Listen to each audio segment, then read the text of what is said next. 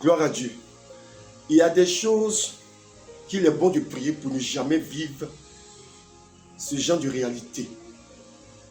Aujourd'hui, j'écoutais la vidéo d'une maman, une servante de Dieu, vraiment qui nous a fait du bien dans le passé et qui nous fait encore du bien aujourd'hui, qui a été victime d'une situation vraiment terrible qui agit vraiment énormément sur sa vie spirituelle, qui agit énormément dans sa relation même avec Dieu. Cette maman-là, si je peux m'exprimer ici, a été coquifiée par sa fille spirituelle. Si je peux m'exprimer ici, qui a été coquifiée par sa fille spirituelle, soi-disant fille spirituelle. Soi-disant fille spirituelle. Lorsque j'ai vu cette vidéo, le Seigneur m'a fait ressentir ce que cette maman pouvait ressentir. C'est vrai qu'elle riait avec certaines personnes. Mais tu m'as fait ressentir c'est son fond au fait. Et j'ai senti pleurs, désolation. Elle se pose des questions. Comment? Pourquoi? Qu'est-ce que j'ai fait, Seigneur, pour vivre cette réalité? Et pendant ce temps, cette soi-disant fille spirituelle est en train de se satisfaire négativement avec le mari de cette maman, de cette servante de Dieu. De cette servante de Dieu. Et aujourd'hui, dans l'église, c'est courant. Les soi-disant fils spirituels qui se rapprochent des mamans pasteurs en vue d'atteindre l'homme de Dieu. Elles viennent en mission. Elles viennent en mission. Elles viennent en mission. C'est pour cela, en fait, des fils spirituels, vraiment, moi, je vais engager nos mamans pasteurs à être beaucoup prudentes. Fils spirituels, ne prenez pas fils spirituels. Ne prenez pas fils spirituels, laissez ça. Laissez ça. Parce que c'est fils spirituels, et ce n'est pas le premier cas, il y a beaucoup de cas. Beaucoup de cas. Des fils spirituels qui viennent en mission en vue de prendre le pasteur.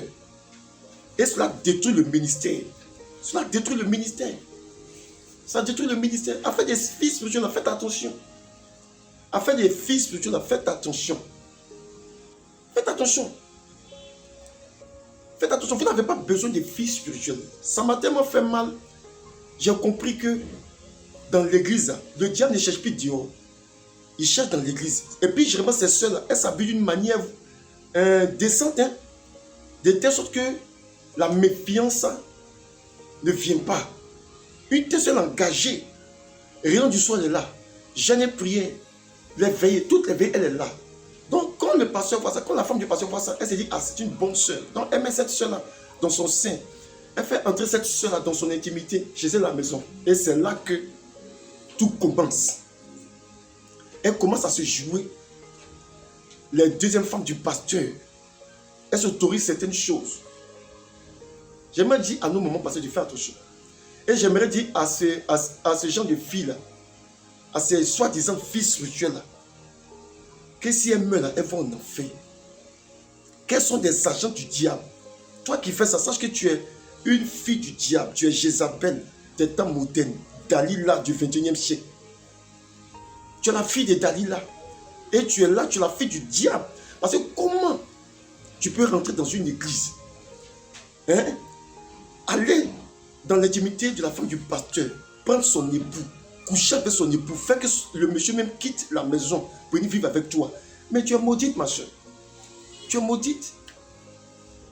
Tu es maudite. Comment tu peux faire ça? Comment tu peux faire ça? Venir séduire l'homme de Dieu. Tu n'as même pas peur de voir même sa nudité. Oh, tu n'as même pas peur de voir sa nudité. Tu couches avec lui. Et puis tu es heureuse. Pendant ce temps, sa femme et ses enfants sont en train de souffrir là-bas. Madame est en train de pleurer. Elle se pose des questions. Et pendant ce temps, toi, tu vis une vie de débauche à outrance. Dalila des temps modernes. Jézabel du 21e siècle. Tu vis une vie comme ça. Tu penses que Dieu est avec toi? Tu penses que Dieu est avec toi? Moi, j'ai connu comme ça. Je connais quelqu'un comme ça dans mon sillage. Lui aussi, il connaissait sa femme. Pour sa soi-disant fille spirituelle. Et puis, elle n'est même pas gênée. Elle n'est même pas dérangée. Elle n'est même pas dérangée. Elle n'est pas gênée. C'est malheureux, quoi. C'est triste. En fait, des filles spirituelles, là, moi, personnellement, dit, je ne veux pas ça. Fille spirituelle. Fille spirituelle. En fait, des filles spirituelles. Oh, fille spirituelle. Si je veux prendre ça comme ça, c'est comme ça, Sarah, Agar, fille spirituelle de Sarah. C'est ça, sa servante. Voilà. Elle a proposé. Parce que c'est ça. Elle a proposé. C'est vrai que ce n'est pas similaire, mais c'est ça. C'est ça. Ce que tu mets dans ton intimité là, risque de te créer des problèmes un jour. Afin des filles spirituelles, arrêtez ça. Arrêtez ça.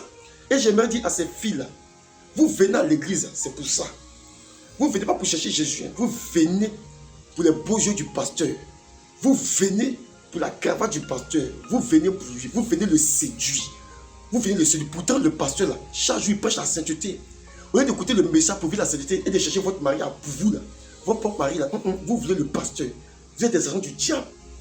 Je peux comprendre que ce soit les sorcières, les gens du diable qui viennent, oui, je peux comprendre ça. Mais vous, quand même, arrêtez ça. Arrêtez ça. Vous allez directement contre l'œuvre de Dieu. Vous allez contre l'œuvre de Dieu. Vous allez contre l'œuvre de Dieu. J'ai regardé une vidéo comme ça. D'un serviteur de Dieu qui a vécu cette réalité. A fait des filles spirituelles là. Aujourd'hui, c'est courant. Quand un homme de Dieu quitte généralement son épouse, si vous cherchez bien, c'est sa fille spirituelle. Soit c'est lui-même sa fille spirituelle, soit c'est la fille spirituelle de son épouse. Aujourd'hui, là, c'est comme ça. Et j'aimerais dire à ces filles spirituelles, quand l'homme de Dieu vient là, même si l'homme de Dieu vient vous aborder, est-ce que vous êtes obligé de dire oui? Quand même, ayez vraiment une certaine moralité à cause de son épouse. Dites non. Dites-lui non. Et puis, j'aimerais dire aux serviteurs de Dieu aussi, quand même. Les femmes de l'église, laissez-les. Vous êtes déjà mariés, laissez les femmes de l'église. Laissez les femmes de l'église là. Elles ne sont pas pour vous. Il peut arriver que vous soyez tentés. Il peut arriver que vous chutez, oui, je peux comprendre ça. Mais laissez votre épouse prendre vos bagages, vos valises et partir vivre. Allez vivre avec cette fille-là. Vraiment, c'est trop. Il peut arriver que vous soyez tentés. On peut comprendre ça. On peut comprendre ça. Mais prendre ses bagages, aller vivre avec cette soi-disant fille-là. Mais c'est que vous êtes déchus. Vous êtes comme des démons. Vous êtes déchus. C'est la vérité, vous êtes déchus. Parce qu'elle laisse le sacerdoce pour aller entretenir une relation bizarre. C'est que vous êtes déchus de votre sacerdoce. Vous êtes déchus de tout. Et vous rentrez dans une malédiction. Vous rentrez dans la malédiction. Vous rentrez dans la malédiction. Moi, j'aimerais encourager, aujourd'hui, là, j'aimerais encourager toutes ces filles-là, à arrêter ce genre de choses. Et je vais vous dire, vous qui agissez ainsi, c'est parce que ces mamans pasteurs-là, elles sont compréhensives. C'est parce que ces mamans pasteurs-là, elles sont compréhensives. Hein. Ces mamans pasteurs, elles réfléchissent beaucoup. Il y a d'autres femmes de pasteurs. Va prendre son mari. Elle va rentrer dans un moment de gêne. Tu ne vas pas vivre longtemps. Tu ne vas pas vivre longtemps. Je vous l'ai dit. Si dans le monde, il y a certaines femmes, on ne touche pas à leur mari. Moi, j'ai vu ça. Il y a une femme comme ça, dont le mari est parti draguer cette jeune fille. La dame a dit à la jeune fille, il faut laisser mon mari. Quand la jeune fille a regardé même le visage de la dame, là, la dame est rentrée en bourse. La fille a commencé à mal se sentir. Elle a laissé le monsieur chouette. Non, une femme de Dieu qui est consciente, qui veut son mari, qui rentre dans un moment là. Toi, fille, toi, soi-disant fille spirituelle, tu vas laisser ta peau. Parce que Dieu va te tuer. Et puis c'est légal. Dieu n'a pas dit non, pardonne, pardonne-lui. Si ton ennemi te fait. Là, ce n'est pas une question de. Il faut prier pour ton ennemi. Parce que là, tu es venu détruire le foyer de quelqu'un. Donc, si elle rentre à tout ce qu'elle va dire à Dieu, là, Dieu va faire. Oh, Dieu va faire. Si elle dit à Dieu, Dieu n'a qu'à prendre ta vie, là, Dieu va prendre ta vie. C'est parce que c'est un moment parce que là, elles ne font pas ça. Si elles font ça, c'est seulement parce qu'ils rentrent en moment de jeûne. Comme les jeûnes d'Esther, les jeûnes de 21 jours pour la reconquête de son foyer, là. Vous allez voir. La fille, elle va laisser sa peau. Elle va laisser sa peau. Si elle ne se répond pas là, elle va laisser sa peau dans ça là. Laisser sa peau dans ça là. Vous rentrez dans quelque chose dont votre vie est en danger. Et beaucoup de garçons qui sont là, dans l'église, beaucoup de frères là, c'est le pasteur que vous avez vu. C'est le pasteur que vous avez vu. Les frères célibataires qui... Vraiment, c'est pas possible. Les frères célibataires qui sont là. Vous... Arrêtez ça. Arrêtez ça. Vous ne voulez pas ces frères-là. Vous voulez forcément le pasteur. Parce qu'il prêche bien, parce qu'il est beau. Parce qu'il est bien grand de taille là. Parce qu'il est choco. Et puis après, Et puis après, arrêtez ça, changez de vie. Changez de vie. Les Jézabel de l'église, changez de vie. Changez de vie. Si vous ne venez pas pour Jésus, là, hein, c'est mieux. Restez chez vous. Restez chez vous. Moi, tu viens une fois dans l'église, je vois que tu es en train de tourner. Tu es en train de tourner autour. Et essaie de mouler devant moi. Moi, je vais t'exposer comme pour Sougrana, là. Pour ceux qui me connaissent, ça savent que je suis capable de faire ça. Ceux qui me connaissent, ça savent que je suis capable de faire ça. Je vais t'exposer devant tout le monde. Donc, tu n'as pas intérêt à tourner autour. Parce que d'ailleurs, même là, quand tu tournes même là, d'abord, j'ai dit à madame, ah, tu vois la scène là, elle tourne. D'abord, je te dénonce là-bas d'abord. Et puis, si tu vois que tu continues, je vais t'exposer. Toi-même, tu vas prendre tes bagues et puis tu vas quitter l'église. C'est ça qui est la vérité. Arrêtez ça. Arrêtez ça. Tu tournes autour de moi comme un requin ou une requine. On va te dénoncer, on va t'exposer devant tout le monde. On va dire, voici la seule là, elle tourne autour. Tu cherches quoi? Tu cherches quoi? Tu cherches quoi? Une fois comme ça, je suis allé quelque part, rendre visite à un ami. Et puis sa petite soeur voulait s'asseoir sur mes pieds. Je lui ai dit, si tu t'assois sur mes pieds là, tu vas brûler sur le champ. Elle pensait que je jouais. Elle dit, si tu penses que c'est faux, si tu veux vivre longtemps, il ne faut pas tenter ça. Si tu fais ça, tu vas brûler sur le champ. Tu vas mourir devant ton frère. C'est ça la réalité. Je l'ai dit dans une précédente vidéo, ça dépend de l'alliance que chacun a avec Dieu. Et ça dépend de où chacun veut aller avec Dieu. Et ça dépend de la prière que chacun fait avec Dieu. À Dieu plutôt. Ça dépend. Tu viens dans le but de m'amener loin du Seigneur là. Tu ne vas pas vivre. Si tu viens pour servir Jésus, il n'y a pas de problème. Mais si tu viens dans le but de me faire chuter, d'abord même avant que tu ne viennes, Dieu va révéler ça. C'est ça aussi. Et tu ne viendras pas pour surprendre. Dieu va toujours révéler en avance. Et c'est comme ça que Dieu procède avec nous. Dieu montre les choses en avance. Donc dès que tu viens là, on sait en même temps presque tu es venu. On connaît, on sait presque tu es venu.